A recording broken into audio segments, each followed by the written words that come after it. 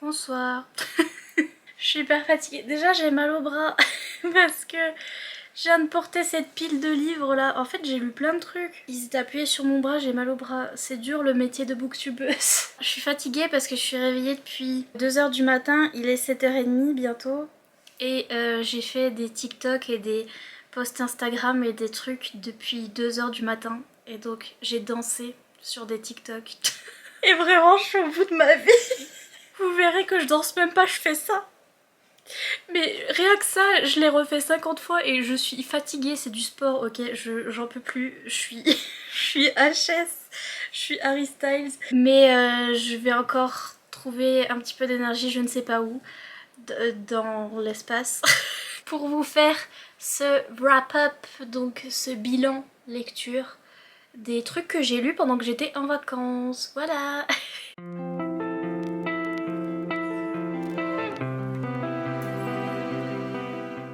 Donc, je suis allée en vacances dans le sud pendant une semaine, mais franchement en une semaine j'ai lu beaucoup de trucs. Et donc je vais vous faire un petit bilan parce que du coup j'en ai pas du tout parlé en vlog ni rien, donc enfin si, j'en ai parlé dans le prochain vlog qui sortira vite fait, mais pas en détail. Et donc surtout que c'est important parce que j'ai un nouveau livre préféré de tous les temps là-dedans. Et il faut que je hurle, sauf que j'ai plus d'énergie, mais il faut que je hurle. J'ai une nouvelle saga préférée et un nouveau livre préféré, qui est aussi une saga, donc bref. Donc d'abord, à la suite du challenge Été glacée, d'ailleurs j'ai pas fait de bilan pour le challenge Été glacée, mais dans le dernier vlog, je vous dis tout ce que j'ai lu. Donc du coup, si vous voulez voir le bilan de tout ce que j'ai lu pendant les 2 semaines du challenge Été glacée, c'est dans le dernier vlog, donc je vous le mettrai dans le petit i. Et du coup, suite à ça, j'étais en train de lire cette saga que j'ai découvert pendant le challenge, et donc du coup j'ai pas arrêté. Non. Il me semble que pendant le challenge j'ai lu le 1, le 2, le 3, je crois que j'ai lu les 3 premiers pendant le challenge, et j'ai lu le 4 après en dehors, enfin j'ai fini le 4 en dehors du challenge, je crois. Mais en tout cas j'ai lu toute cette saga, donc c'est la saga des accords corrompus de Kelly Sinclair. Je vous en ai déjà parlé dans des vidéos recommandations, dans tous mes vlogs, etc. parce que je suis à fond les ballons. C'est cette romantécie en fait où on a deux mondes, où on a le monde de Ozolis qui est un monde plus du soleil et du feu et de l'enfer, de la canicule. À côté on a le monde de Glacium qui est un monde de glace du coup. Et donc ce sont des mondes opposés qui sont ennemis. Nous on va suivre la princesse du monde d'Ozolis, donc du monde du feu, qui s'appelle Olina. Et en fait tous les 2 ans il y a une congrégation. Oui c'est ça je crois. Comment ils sont appelés? C'est pas des délégués? C'est pas les délégués de classe, non? Délégation? Une délégation, qu'est-ce que j'ai dit moi? Une congrégation? Bref. Il y a des gens, voilà, de Glacium qui viennent à Ozolis pour négocier les accords de paix et pour voilà, restaurer un petit peu la paix, etc. Et donc il va y avoir l'un des princes de Glacium qui va venir sur Ozolis, et Olina et ce prince vont tomber amoureux, donc la princesse et le prince, de deux royaumes opposés qui se détestent, et donc ils n'ont pas le droit de s'aimer bien sûr. Mais l'histoire ne s'arrête pas là, il va y avoir un certain plot twist et après ça va partir en cacahuète. Mais ce monde de fantasy était génial, trop bien, la fille ultra badass. La romance est incroyable, c'est une romance enemies to lovers et il y en a pas assez. En fait tout dans ce livre, c'est une saga coup de cœur, vraiment j'ai adoré l'univers, j'ai adoré l'histoire, ce qui se passe, l'écriture, etc. Mais il y a un petit défaut, c'est que ça va beaucoup trop vite. Voilà, c'est pas très détaillé et donc du coup au niveau de la romance ça va très vite, et donc on a du mal à se rendre compte de ce qui s'est passé, à se rendre compte des sentiments des personnages, parce que on a l'impression qu'ils se sont rencontrés il y a 2 secondes et en fait non, ça fait longtemps qu'ils se connaissent.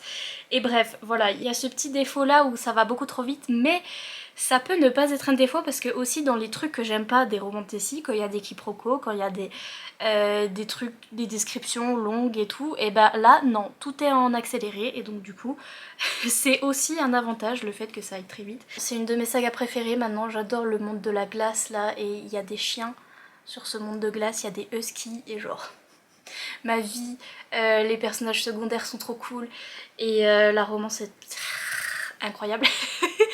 Et donc voilà, j'ai fini toute la saga juste après le challenge et je voulais lire les nouvelles qui viennent juste après parce qu'il y a 4 nouvelles sur des personnages secondaires et j'en ai lu une, j'ai lu la première qui s'appelle Sin. C'était un personnage intéressant, il me semble que j'ai mis 4 étoiles, je sais plus, je vais ressortir mon Goodreads. Oui, j'ai mis 4 étoiles parce que c'était un personnage intéressant, c'était un des personnages secondaires que vous allez découvrir dans le tome 2, je crois. La romance était intéressante dans cette nouvelle là parce que c'était vraiment une romance où c'est le gars qui est très beau et que tout le monde kiffe. Il va rencontrer cette fille qui est entre gros guillemets moche. Enfin c'est comme ça qu'il la décrit la première fois qu'il la voit. Il dit mais ah c'est fou, il y a des gens ils sont vraiment moches. Vraiment c'est comme ça qu'il l'a décrit au tout début. Il la trouve pas attirante en fait, il est pas attiré par elle et elle est vite fait attirée par lui, enfin elle comprend qu'il est beau et elle a oui il est beau mais est-ce que je suis intéressée? Non. Elle est pas intéressée par ça mais elle voit bien que voilà, elle voit bien que tout le monde le kiffe et qu'il est beau. Mais lui vraiment il est pas du tout attiré par elle et donc du coup il est là, c'est la moche dans le coin. Et vraiment, le début de cette romance, du coup, ils commencent par être amis.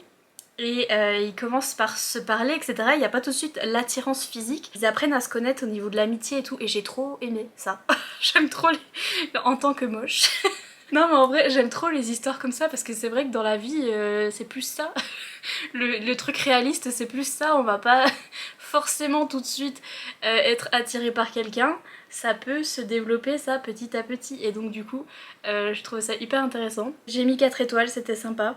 Petite nouvelle, après j'allais pour lire les autres mais je me suis dit je vais arrêter parce que ça faisait longtemps que j'étais dans cette saga. Mais un jour je pense que je lirai les autres petites nouvelles parce qu'elles sont intéressantes aussi. J'ai hâte de voir ce qui se passe pour les autres personnages. Et ensuite j'ai découvert les livres audio.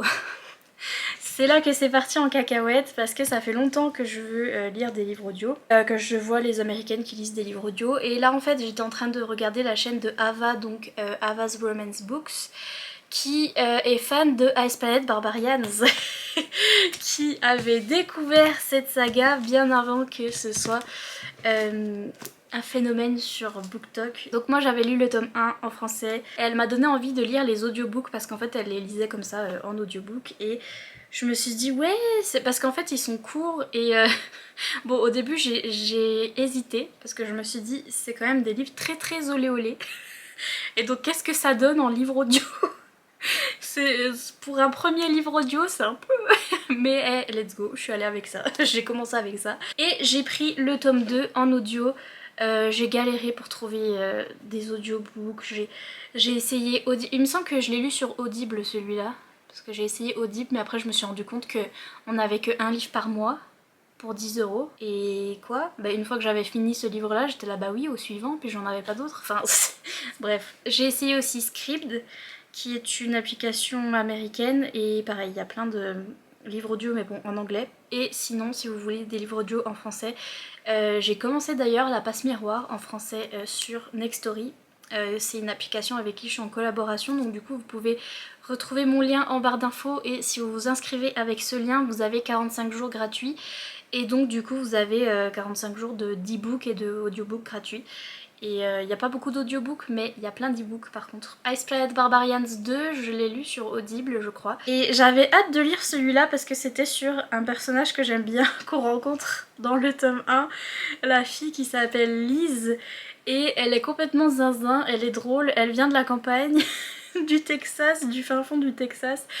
Et elle parle comme une paysanne déjà donc j'ai relate fortement. Elle remballe tout le monde et elle est très drôle. Du coup dans le tome 1 ils avaient atterri, ils s'étaient fait enlever, c'était toutes des jeunes filles de 22 ans qui s'étaient fait enlever par des aliens depuis la Terre et qui avaient eu un accident de spaceship là, un accident de vaisseau spatial et qui s'étaient retrouvés écrasés sur une terre de glace où il y a des grands monsieur tout bleus avec des queues et des cornes.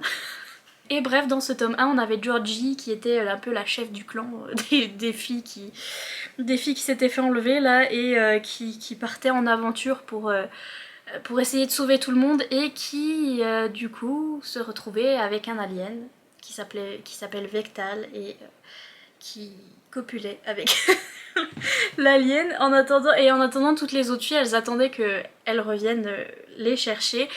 Et après voilà elle revient avec les aliens, elles se font secourir et elles sont intégrées du coup dans ce groupe d'aliens. Les livres en fait c'est que petit à petit chacune va trouver son âme sœur parce que ils ont un truc d'âme sœur, ils ont un QI. Enfin, c'est un espèce de parasite, c'est un parasite qu'ils ont dans la poitrine qui vibre quand ils rencontrent leur âme sœur. Et donc c'est vraiment drôle parce que quand Georgie elle revient pour les sauver avec les aliens, donc elle revient avec plusieurs aliens dans le vaisseau spatial, et d'un coup ils se mettent tous à vibrer, tels des vieux Nokia, parce que ils ont trouvé leur âme sœur et tout. Et c'est très drôle, bref, truc d'âme sœur complètement ridicule. J'adore, c'est trop bien. Là dans ce tome 2 on avait du coup Lise qui est avec un monsieur il s'appelle comment déjà?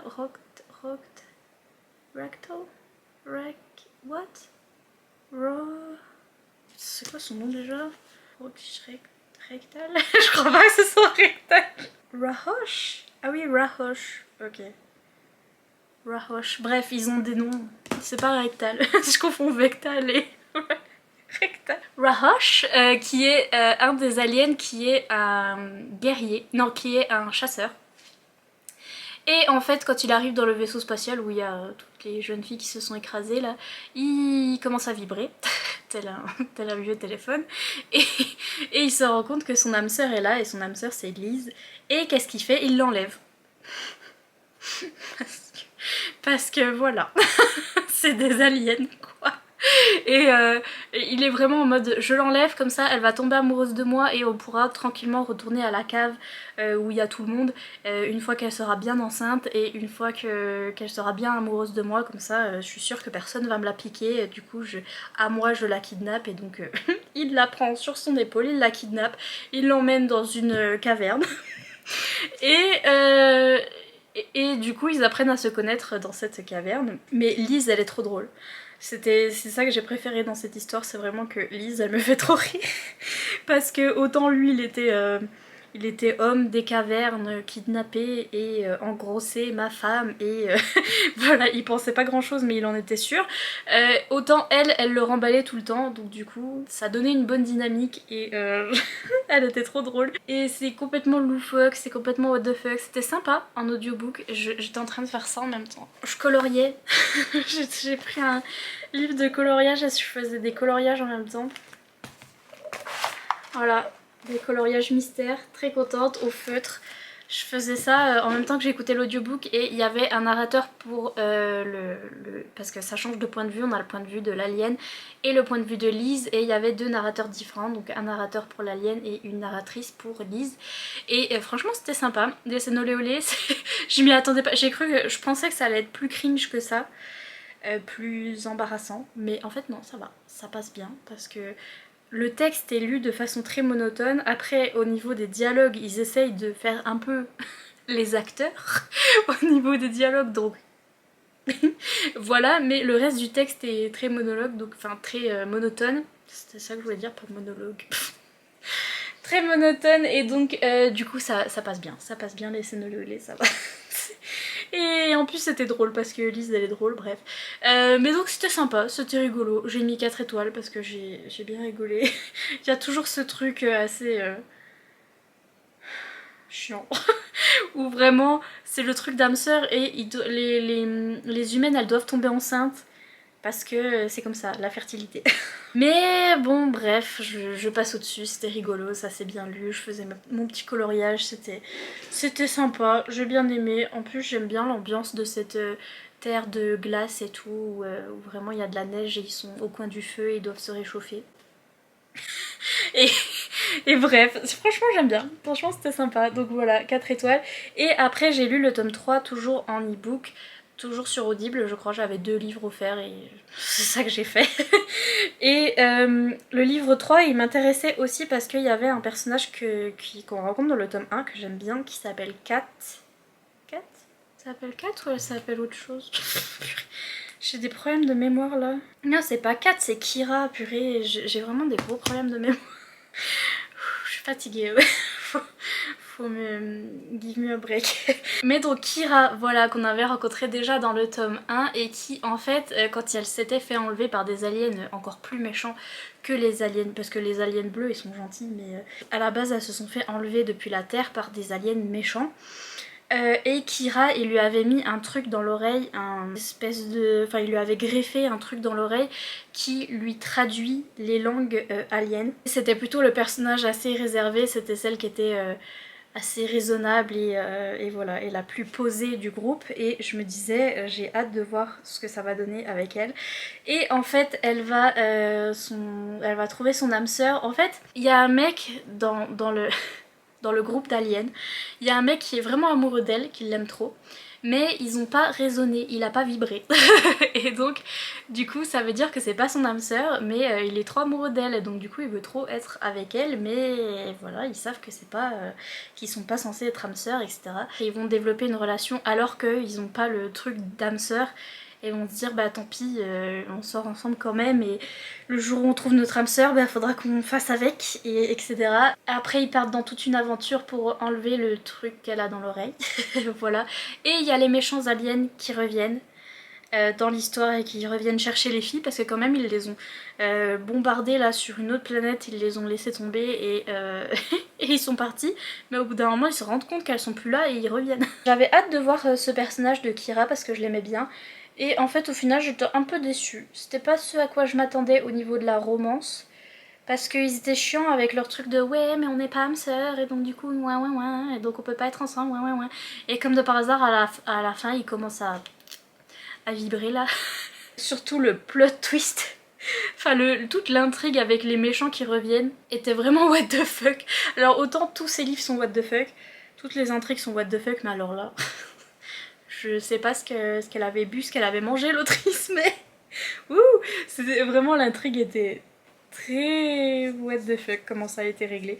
Et bref, c'était un peu moins bien je trouve que le tome 2, et j'étais un peu déçue parce que j'attendais vraiment ce personnage, et en fait ça s'est pas trop passé comme je l'aurais aimé, et donc du coup j'ai mis 3 étoiles pour celui-là. Mais c'était sympa aussi, et surtout j'adore les nouvelles couvertures qu'ils ont fait là, les couvertures dessinées. Je les veux trop. Je les ai mis dans ma wishlist parce que je les trouve trop belles. Je les aime trop, et donc du coup voilà, je les veux trop. Bref. Du coup ensuite j'ai continué sur les livres audio, et j'ai trouvé ce livre audio là sur Scribd je crois. Donc c'est A Touch of Darkness de Carlette Sinclair. Sinclair. Je l'ai lu enfin je l'ai commencé en audiobook en anglais, et j'ai arrêté à combien? À 10%. Bah dites donc. J'ai arrêté vraiment pas loin. J'ai dû lire genre... Alors ça j'ai même pas lu. J'ai dû lire genre ça. J'ai commencé ce livre là parce que j'avais trop envie de fantasy, de romantasy notamment. J'avais envie de Hadès et Perséphone, là je me disais ouais, réécriture et tout. Et en fait mon problème c'est que c'est trop contemporain ce truc là. C'est que en fait c'est Hadès et Perséphone, et c'est les dieux grecs qui habitent à New Athens. Donc en fait c'est New York mais revisité machin. Et le seul truc un peu fantastique c'est que voilà, il y a des dieux qui vivent parmi les humains. Mais en fait elle, Perséphone, elle va à l'université, elle fait ses devoirs, elle révise, et elle a sa coloc qui lui dit, c'est vraiment à la after, qui lui dit viens on va à ce club privé qui est hyper renommé, où tous les gens en parlent et tout, et viens on va à ce club bizarre et tout. Et Perséphone elle est là non je peux pas, il faut que je révise mes cours. Puis après elle dit bon bah finalement je vais y aller. et, et elle va là-bas, bien sûr c'est elle la plus belle, et là-bas elle rencontre celui qui est le propriétaire du club. C'est un club où ils font du poker, des jeux d'argent et des... Enfin bref. Un de ces clubs. Et lui il est propriétaire, et bref, déjà quand elle arrive dans le club tout le monde est là ah là là, personne n'a jamais vu Hadès, il vient que très rarement, et si tu arrives à parler à Hadès c'est que vraiment oh là là, parce que vraiment c'est une célébrité et tout. Et bien sûr elle rencontre Hadès direct le premier soir quand elle arrive dans le club. Ils jouent au poker, et bref ils vont se rencontrer comme ça. Mais c'était très after, Elle va à l'université, lui il a un club, il est un peu bad boy, et c'est du contemporain en fait. À part le fait que c'est Hadès et Perséphone et que je pense qu'au bout d'un moment il y a leurs pouvoirs qui vont ressortir et il va y avoir des petits trucs rapport avec ça, je pense. Mais c'était vraiment trop, je fais mes devoirs, je vais à l'université, ensuite je vais au club danser et machin. Et j'étais non non mais moi je veux de la romantécie, je veux pas du truc new adulte contemporain en fait. Et donc voilà, c'est pour ça que j'ai abandonné à 10% parce que j'étais pas dans le mood pour ce truc là. En plus j'étais pas convaincue non plus par la plume de l'autrice. Perséphone elle était très Tessa dans After. Je suis très naïve et je ne comprends rien à rien. Et ouin ouin ouin, et je m'en rends compte de rien, et toi t'es là. Bref. Et lui il était très bad boy. Je suis mystérieux, je suis un bad boy. Et franchement j'ai eu la flemme, j'ai eu la grosse flemme. L'écriture m'a pas happée dès le début. Et puis l'histoire voilà trop contemporaine pour moi. Donc du coup j'étais non, je suis pas dans le mood pour ça. Mais n'hésitez pas à me dire si vous avez lu cette saga parce que maintenant ils sont sortis en français chez Hugo Roman. Et donc n'hésitez pas à me dire si plus tard dans l'histoire, parce que littéralement j'ai lu que 10% en audio. Mais si plus tard dans l'histoire leur pouvoir entre en jeu, si c'est un peu plus fantasy etc, ou si vraiment ça continue sur le thème de la romance new adulte contemporaine quoi, et peut-être si c'est trop le cas alors je continuerai pas, je pense pas, parce que je sais pas, je m'attendais pas à ça, je m'attendais à ce que ce soit plus fantasy. Ensuite j'ai continué dans les audiobooks et comme j'étais dans les trucs Hadès et Perséphone, ils m'ont proposé une autre réécriture d'Hadès et Perséphone là, mais de Katie Robert qui est la reine du smut en Amérique. Elle écrit plein de livres, tous plus olé olé les uns que les autres. Et notamment elle a cette série qui est en fait des retellings de Disney version olé olé. Oui oui. Donc le premier tome c'est sur... en fait c'est tout sur les méchants aussi de Disney. Le premier tome c'est Jasmine et Jafar. Le deuxième tome... C'est quoi déjà plus? C'est ça le deuxième tome? Ah bah oui c'est ça. Le deuxième tome c'est celui que j'ai commencé à lire. Donc c'est Learn My Lesson. C'est sur Hadès, Meg et Hercule. C'est un trisome, c'est pour ça que j'ai commencé par le tome 2. Parce que normalement on peut les lire à part et donc voilà, j'ai commencé par le tome 2, je me suis dit ah c'est toujours Hadès Perséphone mais bon version Disney avec Meg, et il y a Hercule là-dedans.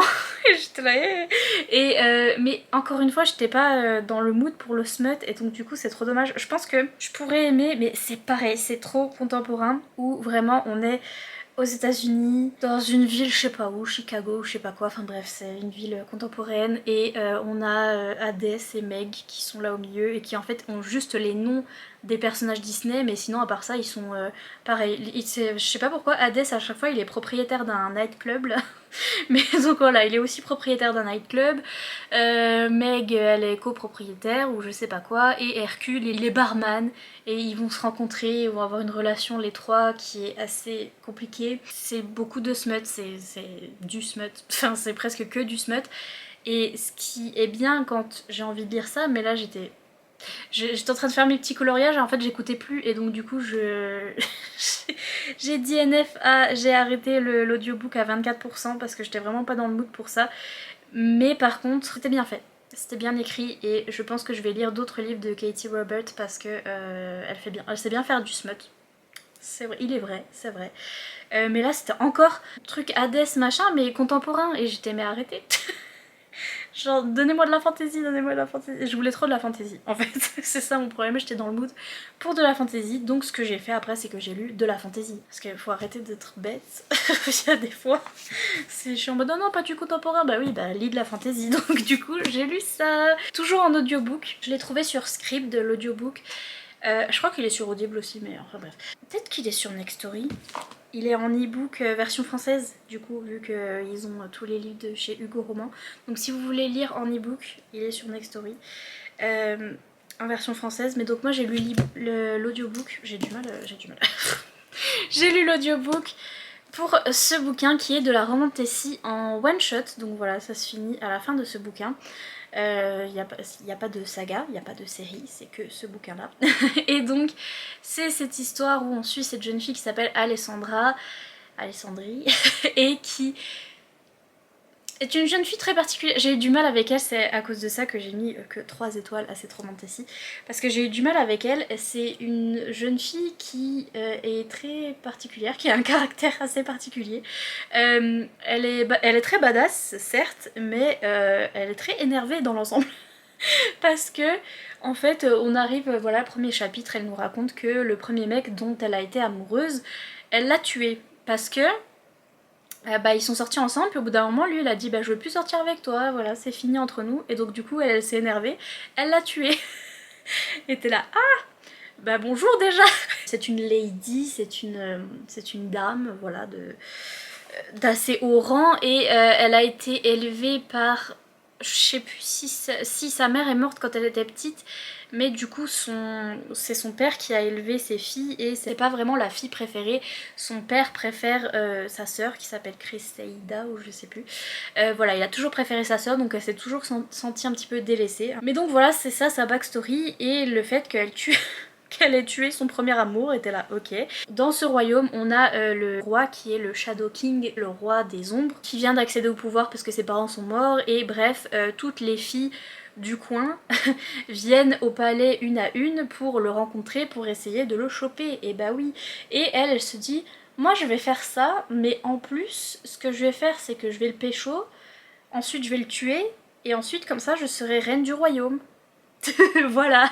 Et elle part comme ça, allez hop, elle va séduire le roi des ombres, et comme elle a un caractère très particulier, elle va tout pas faire comme les autres, elle va pas se mettre dans la même file que les autres, elle va faire des scandales, et etc. Et donc du coup il va la remarquer, et il va en effet tomber amoureux d'elle, sachant que lui il a des pouvoirs, donc du coup dû à ces ombres là qui tournent autour de lui, il peut se rendre un petit peu invisible, et donc il est immortel du coup, parce que à chaque fois que quelqu'un essaie de le poignarder ou de faire quelque chose comme ça, il peut se rendre invisible, et donc du coup il a rien. Et voilà, il a des petits pouvoirs comme ça, il peut passer dans les murs. Voilà, il passe les murs, il a pas besoin de porte. Donc voilà, bref, c'est ça un petit peu son pouvoir. Et c'est tout ce qu'il y a à peu près comme niveau fantasy, c'est vraiment lui et ses pouvoirs, et c'est tout. Il y a rien d'autre de très particulier. Le truc c'est que j'ai pas accroché avec son personnage. Alors je sais pas si c'est en lisant l'audio que ça a empiré les choses, parce que la narratrice avait une voix très... enfin, elle faisait du coup, elle jouait le personnage très bien, où elle prenait une voix très... très hautaine comme ça, où elle était là, moi je suis plus forte que les autres, gna gna gna gna gna, comme ça, et ça allait bien avec le personnage, parce que vraiment Alessandra elle est vraiment comme ça, elle est en mode badass bitch, c'est moi la meilleure. Et ça plus le ton de voix de la narratrice, j'ai eu trop du mal avec Alessandra, parce que moi je veux bien les personnages badass, les personnages méchants entre guillemets, les personnages qui tuent tout le monde et tout ça, mais faut qu'il y ait un peu une raison quand même derrière, et que soit une raison, ou soit je sais pas, une backstory ou un truc. Il n'y a jamais de raison valable en plus, je trouve, et donc du coup faut que le personnage soit quand même pas trop méchant pour moi, parce que sinon je trouve ça injustifié. Et là du coup je trouvais ça injustifié, le fait que bon, déjà la zigouiller son premier amour là comme ça était ok dans le plus grand des calmes. Ensuite elle veut zigouiller le roi, et il s'avère que lui aussi il est un petit peu meurtrier à ses heures perdues, et donc il aime bien tuer des gens, donc il est là, ah bah on va bien s'entendre en fait, on aime bien tuer des gens les deux.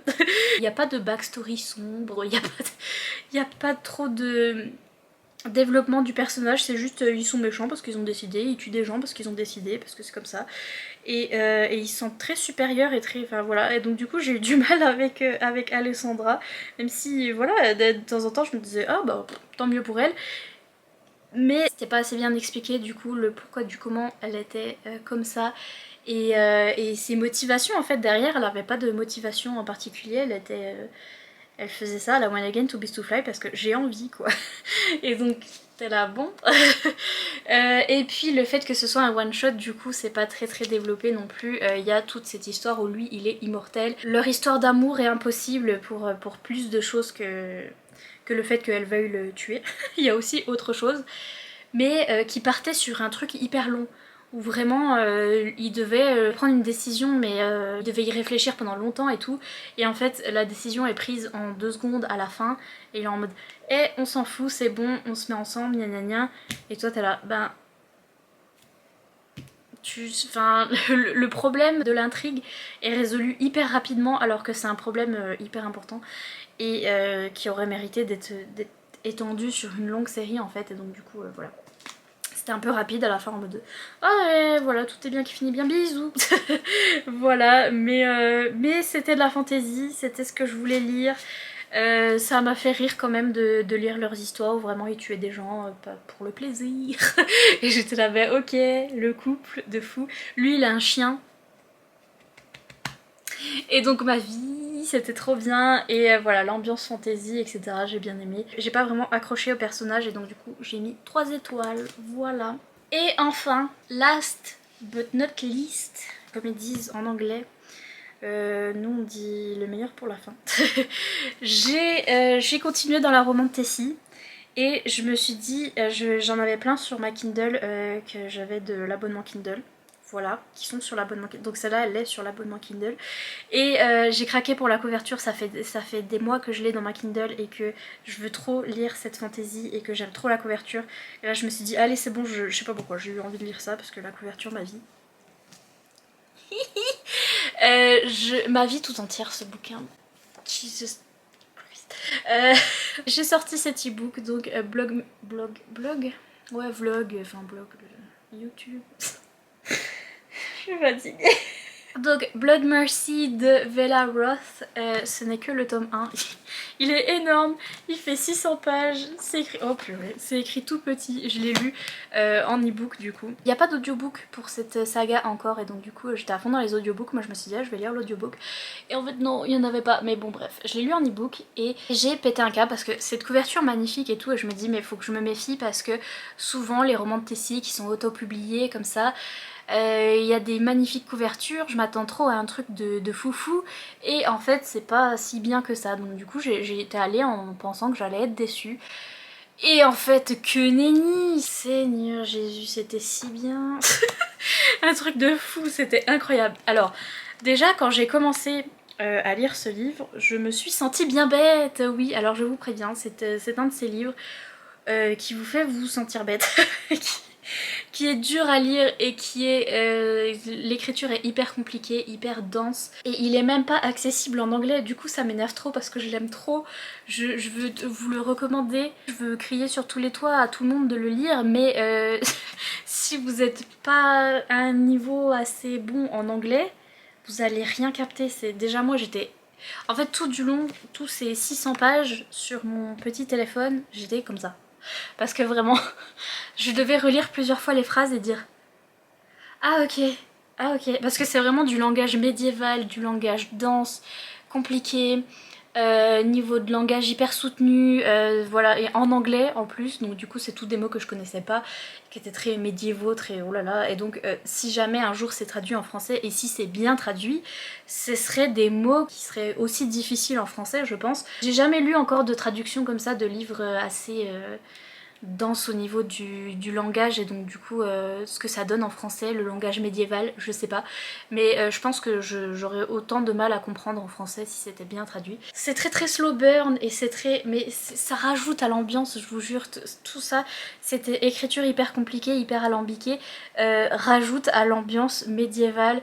Vampire, oui oui ça parle de vampire, donc l'histoire. Alors, on suit une jeune fille qui s'appelle Cassia, ici présente, elle est trop belle.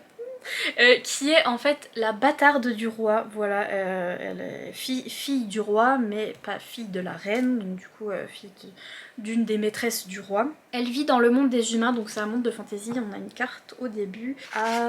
comment ça s'appelle, à Ténébra, voilà, toute une carte etc. Et elle est assez maltraitée du coup dans la cour parce que c'est la bâtarde du roi. Le roi il est affreux. Voilà, c'est le pire être humain ever. Voilà, en fait, les humains dans ce bouquin, c'est vraiment le pire de la nature humaine. Ils sont affreux. En fait, et notamment le king là, son père, il est vraiment horrible, il est prêt à tout pour arriver à ses fins et il est pas du tout humaniste et il est complètement affreux, zinzin, il tue tout le monde. Et elle vit dans la peur constante, elle est vraiment pas bien quoi. Dès qu'on lui dit vous êtes convoqué par le roi, elle fait une crise de panique, elle est pas bien. Voilà, et elle vit presque pas en fait, elle est cachée dans sa chambre et elle a vraiment peur du roi et peur de ce qu'il va faire, ce qu'il va lui faire, etc. Et elle a un chien.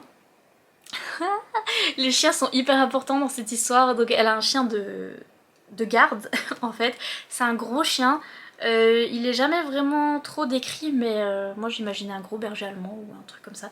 C'est un chien de chasse en fait, et tous ces chiens dans ce monde de fantasy sont élevés exprès pour... voilà, c'est une race hyper spéciale que seulement les nobles ont.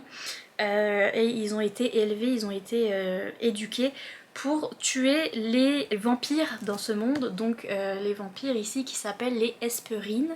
C'est jamais écrit vampire, on dit jamais vampire dans ce truc, mais en fait voilà, c'est une autre espèce qui s'appelle les Hesperines et qui boivent du sang, donc c'est pour ça que je les appelle des vampires, mais en vrai c'est pas des vampires, c'est des Hesperines. Ils boivent du sang et c'est des créatures surnaturelles, et en fait ces chiens ont été vraiment entraînés pour tuer les Hesperines et ils sont super résistants, voilà, c'est des bons chiens d'attaque et tout.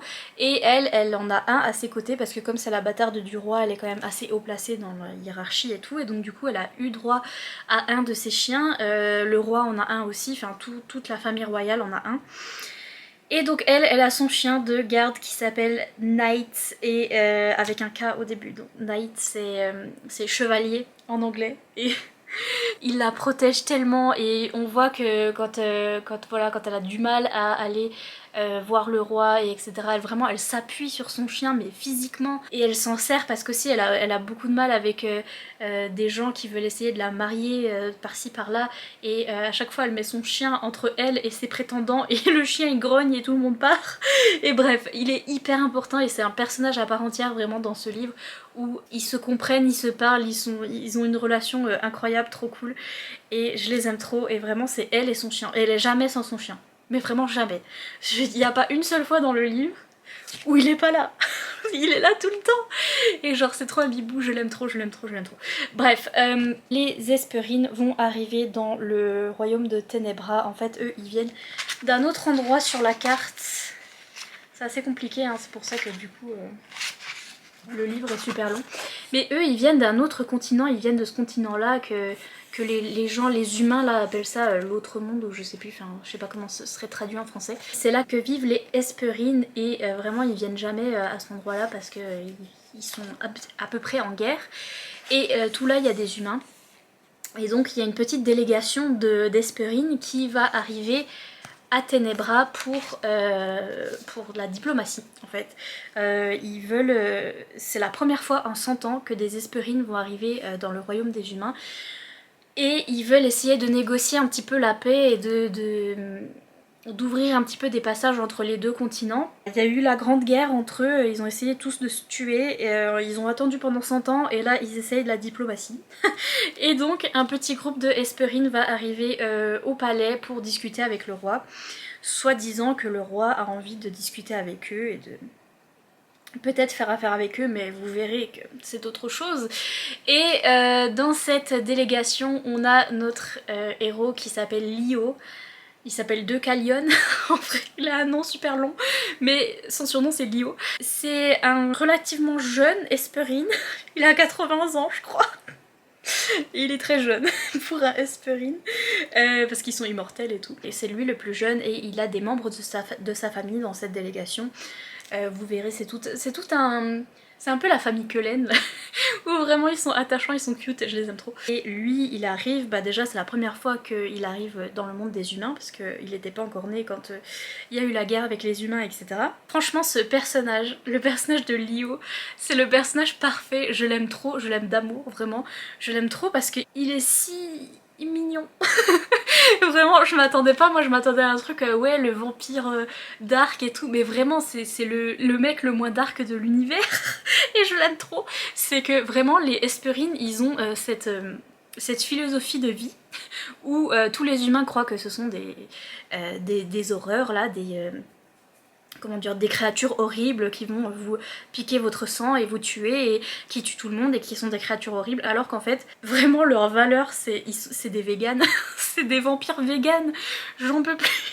Ils ont des pouvoirs magiques qui vont avec le fait qu'ils prennent du sang, etc. et qu'ils sont immortels. Déjà, ils se nourrissent sur des animaux. Donc Lio, on voit qu'il va se nourrir grâce à des cerfs. Et en plus, les animaux sont consentants parce qu'ils ont un pouvoir magique où ils peuvent apaiser les animaux et leur demander bien gentiment est-ce que je peux t'emprunter un petit peu de globules rouges s'il te plaît, et ils font glouglou et ils boivent pas trop, ils boivent un petit peu mais en même temps ils leur injectent des vitamines aux cerfs, enfin aux animaux pour qu'ils puissent se remettre assez rapidement de la morsure et ils les guérissent etc. Et les animaux sont contents, ça les a pas dérangés et donc du coup ils ont pas fait de mal à la nature, c'est comme ça qu'ils se nourrissent. Et à part les animaux, sinon ils se nourrissent en prenant le sang les uns des autres entre âmes sœurs en fait. Et donc du coup ils tuent personne et ils font de mal à personne. Et vraiment ils ont des valeurs comme ça très incroyables, trop cool. Le royaume est dirigé par 2 reines qui au départ, enfin il y a tout, on raconte un petit peu leur histoire dans ce tome 1. Elles sont tombées amoureuses et elles ont fait des guerres ensemble et tout, et bref elles ont fini reines toutes les deux et elles sont âmes sœurs, du coup elles sont reines du royaume. C'est hyper LGBT friendly. Vraiment, ça m'a fait trop plaisir de lire ça, où vraiment ils sont tellement ouverts d'esprit que du coup il est là, il se dit ah bah tiens peut-être que cette dame là est avec cette dame là, il se dit ça chez les humains.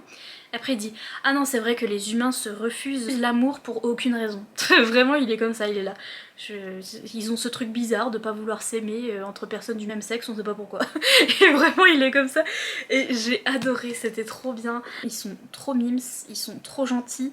Et du coup lui est hyper gentil et il est hyper naïf et vraiment il arrive dans le monde des humains, il est en mode ouais on va faire la paix et, et tout va bien se passer. Et dès qu'il arrive déjà il assiste à une exécution de quelqu'un qui est en train de mourir sur la place du village, là sur la place du royaume, et il est là ah et vraiment il est traumatisé. Après il en fait des cauchemars pendant tout le long du livre et vraiment il se sent pas bien, il fait une crise de panique, il a jamais vu quelqu'un mourir comme ça, c'est que vraiment il est tout mignon tout doux.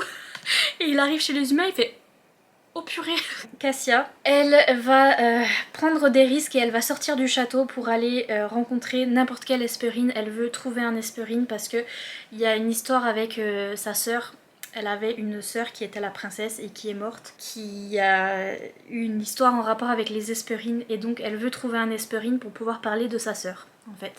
Et donc elle va sortir du château en secret et tout et elle va commencer à se balader dans la forêt pour essayer d'aller voir les Hesperines qui pendant le truc de diplomatie restent je sais pas où dans un palais dans la forêt bien loin. Voilà ils sont enfermés parce que d'ailleurs ils peuvent pas se déplacer la journée, enfin voilà c'est des trucs vampires quoi. Et donc elle va se diriger vers eux et essayer d'en choper un pour lui parler de sa sœur. Et donc elle s'aventure dans les bois, dans la forêt, et là elle va rencontrer Lio qui était gentiment en train de demander à un cerf s'il pouvait boire un petit peu de son sang et après lui donner des vitamines et après ils se font un bisou et ouh bye. C'est trop mignon. Et bref, donc elle va rencontrer Lio. Elle est toujours avec son chien qui est censé tuer les Hesperines et donc du coup qui grogne direct sur Lio et lui il est là ouh doudou. Pas manger le chien. Il y a une relation aussi qui va se développer petit à petit entre Lio et le chien. C'est trop bien, c'est très slow burn, c'est très révérence gente dame, puis-je avoir l'outrecuidance de vous demander par le plus grand des hasards votre prénom. Si jamais ce n'est pas possible et que c'est vraiment une offense à, à vos droits, je serais vraiment désolée et je me contenterai de vous appeler mademoiselle. Vraiment, ils sont vraiment comme ça. 4 ans pour demander le prénom et moi j'étais là... Oh, purée. Y a beaucoup de world building au début où voilà, on nous explique les Hesperines, ce qu'ils font, comment il y a eu la guerre, enfin la différence avec les humains, etc. Comment Cassia elle vit, le roi, etc. Enfin bref, tout est expliqué au début et de façon très dense, toujours avec ce texte où il y a des adjectifs et des trucs très médiévaux et très compliqués et donc du coup j'étais là quoi. Genre même le chien, j'ai eu du mal à capter que c'était un chien au départ parce qu'elle utilise un mot en anglais. Bah elle utilise pas dog, elle utilise un mot en anglais, c'est liege hound. Et ça veut dire chien de chasse, mais vraiment en mode médiéval. Et j'ai eu du mal à capter que c'était un chien. Enfin bref, vraiment l'écriture est hyper compliquée. Mais ça rajoute à l'ambiance, vraiment l'ambiance immaculée, vampire là, un peu romantécie, médiévale, où on a vraiment cette discussion, ce truc entre le bien et le mal. C'est le truc que j'aime trop. C'est les discussions que j'ai dans ma tête toute ma vie, tout le temps. Et j'ai vraiment ces deux parties de moi comme ça qui sont comme Lio et Cassia, où ils se parlent, où lui il est très positif et il croit en, voilà, en la bonté humaine et tout, et il est là, si, on va pouvoir y arriver, on va pouvoir faire ci, ça, ça. Et elle a... Non mon coco, t'as pas vécu la vie que j'ai vécue. Parce que lui il a 80 ans, il a vécu la meilleure vie. Et elle, elle a 25 je crois, ou 22, 25, un truc comme ça. Et elle a vécu la pire vie et donc du coup elle est très cynique. Elle a du mal à croire en la bonté humaine et donc du coup quand lui il lui raconte ses trucs de diplomate et de je veux faire la paix dans le monde, elle est là. Oui. Et vraiment, on aurait dit les deux parties de mon cerveau qui discutaient là comme ça. Et c'était hyper intéressant. Vraiment, leur discussion, les discussions qu'ils ont, c'est des trucs hyper profonds et qui s'appliquent tellement à notre société, à nous en fait, même si c'est dans un monde de fantasy, ça s'applique totalement à nous, à la réalité, mais tout en étant dans un monde de fantasy, donc du coup ça me fait pas réfléchir pendant 4 heures sur comment ma vie elle est pourrie, comment en vrai l'humanité c'est pourri. Vous voyez, je suis toujours dans mon monde de fantasy donc ça va, mais les discussions sont hyper intéressantes, la manière dont ils se parlent, ils sont hyper intelligents, ils sont hyper... Enfin, vraiment, la manière dont ils se parlent, c'est comme ça qu'ils se rencontrent, c'est qu'ils commencent à se parler, vraiment ils ont des débats très philosophiques comme ça sur le bien et le mal, et c'est comme ça qu'ils apprennent à se connaître, et franchement, moi je trouve que c'est la meilleure histoire d'amour. C'est ça que je veux, perso. C'est voilà, ce truc intellectuel où déjà ils se retrouvent intellectuellement, où ils ont ces conversations et tout, et ils voient qu'ils se complètent en fait, et c'est incroyable la façon dont ils se parlent. Et puis il y a toujours cette attirance entre les deux. Et du coup j'ai cru que tellement c'était slow burn, excusez-moi de vous demander pardon, puis-je avoir l'autre cuidance de voir votre cheville. Vraiment c'était ça.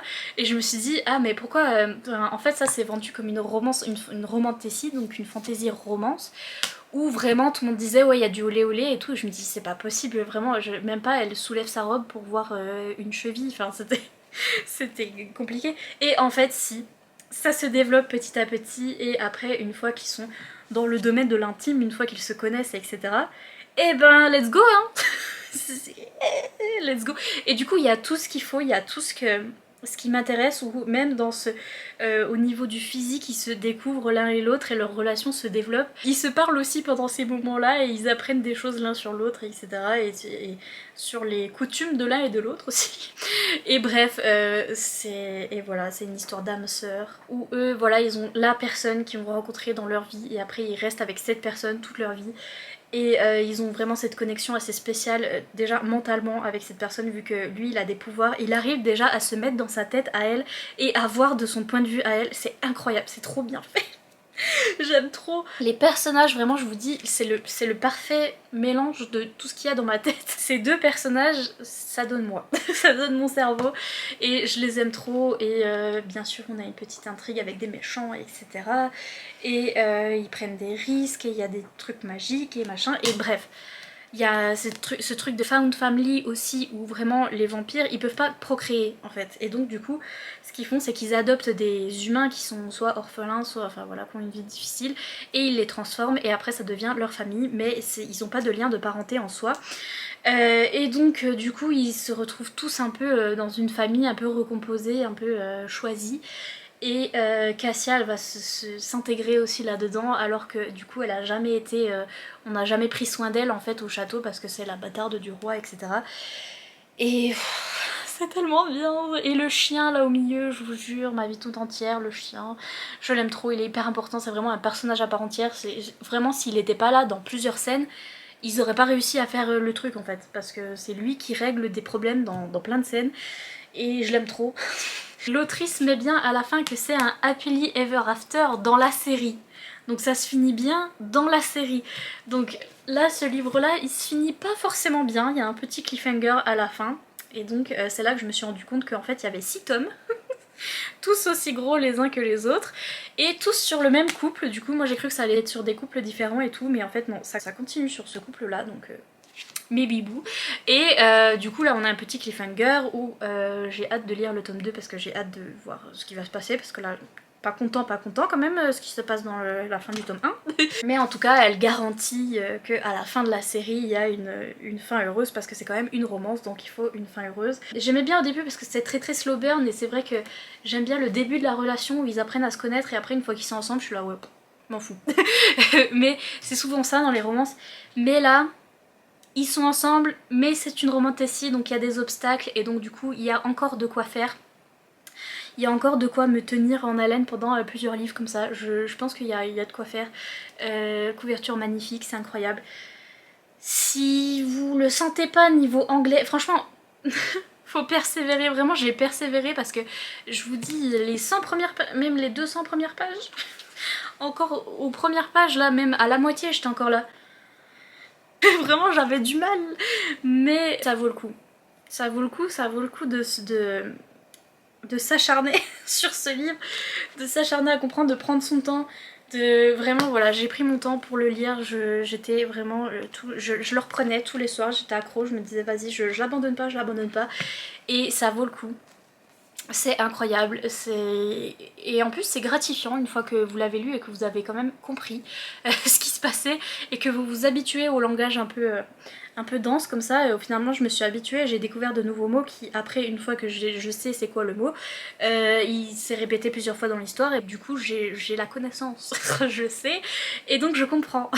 Et donc j'ai l'impression d'avoir appris des trucs en lisant ce livre, parce que j'ai appris des nouveaux mots en anglais. Du coup mon côté un petit peu scolaire était ravie, n'est-ce pas? Et pareil mon côté scolaire avec toute la philosophie du bouquin, où vraiment ils ont ces discussions.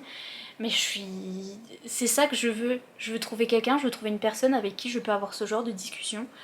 Et on peut rester des heures comme ça à parler, et que ce soit sérieux, et que les réponses en face complètent ma personnalité. Vous voyez ce que je veux dire? Là vraiment ils se complètent les deux quand ils parlent de ces choses-là, et je les aime trop.